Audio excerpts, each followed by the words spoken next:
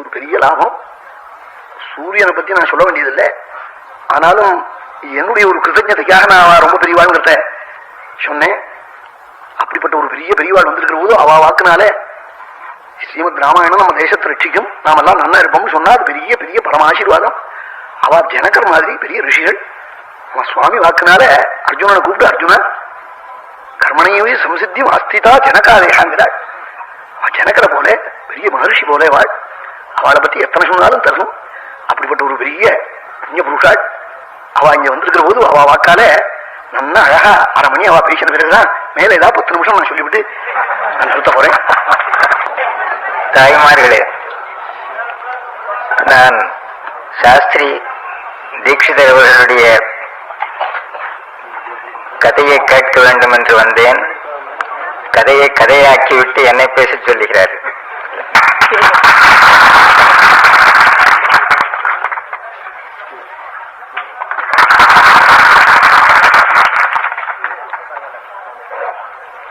ராமாயணத்தினுடைய சிறப்பை எடுத்து சொல்லு என்று ஆக்ஞையிட்டிருக்கிறார்கள். நம்முடைய தேசத்தில் ஏதாவது நல்ல குணங்கள் ஜனங்களுக்கு விளக்கம் பண்ண வேண்டுமானால் எவ்வளவு போது அந்த குணங்களை எடுத்து சொன்னாலும் விளங்காது. ராமன் என்றால் விளங்கி விடுகிறது. சீதை என்றால் ஒரு ஸ்திரீக்கு இருக்க வேண்டிய குணங்களை பற்றி 10 புஸ்தகம் எழுதி சொல்வதை காட்டிலும் சீதை என்று பெயர் சொன்னால் எல்லாருக்கும் விளங்கி போகிறது நம்முடைய தேசத்தில். நானும் எவ்வளவோ யோசனை பண்ணி பார்த்திருக்கிறேன். இந்த காலத்தில் பிறந்தவனானபடியினால் இந்த கதைத்தானே இது, இதில் இருக்கிறதெல்லாம் உண்மையா இருக்குமா? கதையை நன்றாக விளக்கி சீதைக்கு இந்த குணங்களுக்காக சீதை, இந்த குணங்களுக்காக ராமன், இந்த குணங்களுக்காக ஹனுமான் என்று சொல்லி புஸ்தகம் எழுதலாமே, எல்லாரும் ஒப்புக்கொள்வார்களே என்று யோசனை பண்ணியிருக்கிறேன். அப்படி எழுதினால் அதில் ஒரு காசு பிரயோஜனம் உண்டாகாது. சீதையே சீதையாகவே வைத்தால்தான் பிரயோஜனமே தவிர அந்த குணங்களை பற்றி நாம் இப்பொழுது விளக்கி உபன்யாசங்கள் செய்தால் ஒன்றும் பிரயோஜனமாகாது. ஏதோ நம்முடைய சொந்த மனசுக்கு ஒரு அகங்காரத்துக்கு ஒரு திருப்தி உண்டாகுமே தவிர ஜனங்களுக்கு ஒன்றும் பிரயோஜனமாகாது. ஆகையினால தீட்சிதர் அவர்கள் சொல்ற மாதிரி ராமாயணத்தை எந்த பாஷையில உங்களுக்கு தெரியுமோ படிக்க முடியுமோ அந்த பாஷையில படியுங்கள்.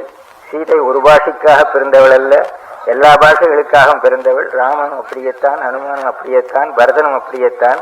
இவ்வளவுதான் என்னுடைய பிரசங்கம். இதுவே அதிகம் என்று நான் சொல்லுவேன், அதாவது அதிக பிரசங்கம் என்று சொல்லுவேன்.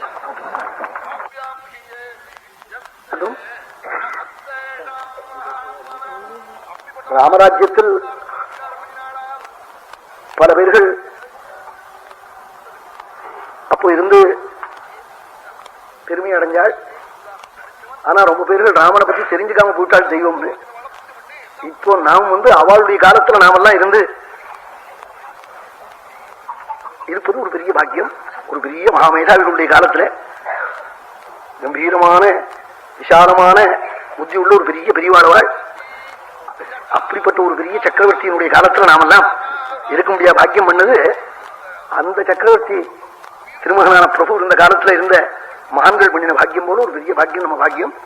மனப்பூர்வமா என் மனசுல எது படுறதோ அதை நான் சொல்லத்தானே வேணும், அதை நான் சொல்றேன்.